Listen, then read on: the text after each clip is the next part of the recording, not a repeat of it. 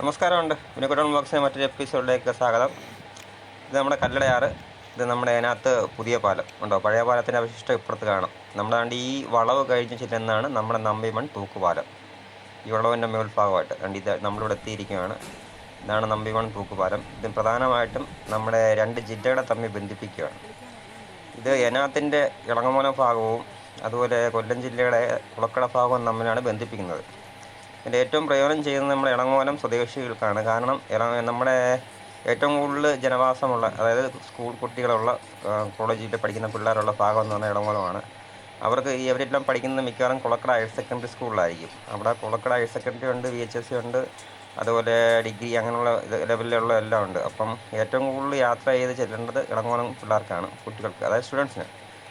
അപ്പം ഇത് അവർ ഏനാത്ത് വഴി പോവുകയാണെങ്കിൽ 6 കിലോമീറ്ററോളം അവർക്ക് ദൂരമുണ്ട്.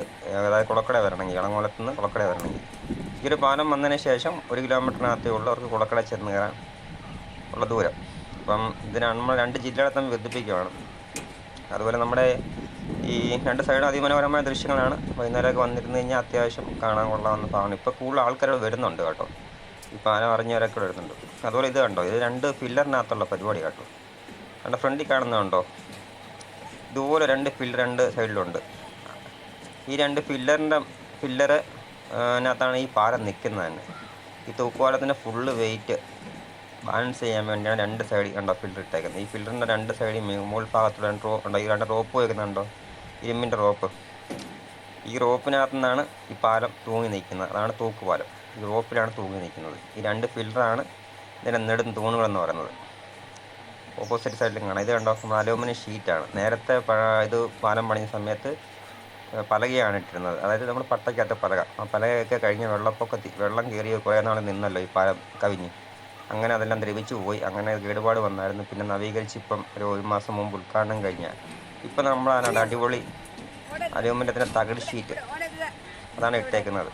അത് എന്തായാലും നാശം വരാത്തൊരു സംഭവമാണ് ഈ അലൂമിനിയത്തിൻ്റെ ഷീറ്റ്. ഇച്ചിരി ഹെവി സാധനമാണ്. ഈ 2 റോപ്പിനകത്താണ് കണ്ടോ തൂക്കി കിടക്കുവാണ് പാലം. പാലത്തിന് പുലുക്കമൊക്കെ ഉണ്ട് കേട്ടോ. ആദ്യം കയറുന്നവർക്ക് പേടി ഭയം ഉണ്ടാകും, പക്ഷെ കുഴപ്പമൊന്നുമില്ല. അതുപോലെ അത്യാവശ്യം കുളിക്കാനൊക്കെ പറ്റും. എന്നാലും ഈ നാട് നാട്ടുകാർക്ക് അറിയുന്ന അത്രയും ഈ കടവിനെക്കുറിച്ച് ആർക്കും പുറത്തുനിന്ന് വരുന്നവർക്ക് അറിയത്തില്ല. സൂക്ഷിച്ചൊക്കെ ഇറങ്ങുക. ചതുപ്പ് നിലങ്ങളുണ്ട്, ശബ്ദമായിട്ട് കിടക്കുന്നെങ്കിൽ ആഴമുണ്ട്. എന്നാലും 2 സൈഡും കാണാൻ അതിമനോഹരമാണ്. വരുന്നവർക്കൊന്ന് കുളിക്കാൻ തോന്നും. എന്നാലും ഈ നാട്ടിലുള്ള ആഴത്തൊക്കെ ചോദിച്ചിട്ട് ഈ കളവുമായിട്ടുള്ള ഒരു പരിചയം അവർക്കേ ഉള്ളൂ. നിങ്ങളൊക്കെ വരുമ്പോൾ ഉള്ള ആൾക്കാർ കാണും. ഇവിടെ ഇഷ്ടംപോലെ ആൾക്കാർ ഇപ്പോൾ ഉണ്ട്. ഇവിടെ പോച്ച പറിക്കാനും പശുവിനെ തിരിക്കാനും തുണി കഴുകാനും വരുന്നത്. അവിടത്തേക്ക് ചോദിച്ചിട്ട് കുളിക്കാൻ ഇറങ്ങുക. ചില ഭാഗങ്ങളിൽ ആഴമുണ്ട്, ചില ഭാഗങ്ങളിൽ അന്ന് ആഴം കുറവ് തന്നെ.